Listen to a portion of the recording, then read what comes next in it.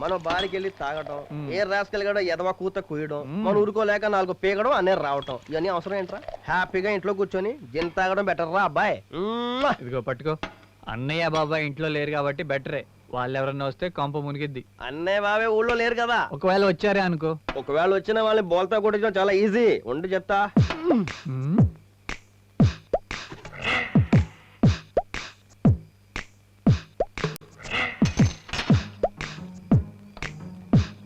రే, మనలాంటి వాళ్ళ కోసమే జిన్ని వాటర్ లాగా తయారు చేసి ఉంటారా? అవునవును.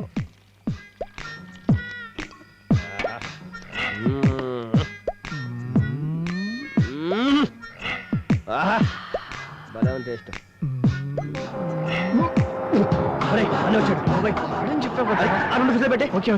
నేను బయట పారేస్తాను. నీ వల్లే. తొందరగా ఉంటా. వీడికి ఇప్పుడు రావడం కూడా తెలియదు. క్లాస్ క్లీన్ చేయరా.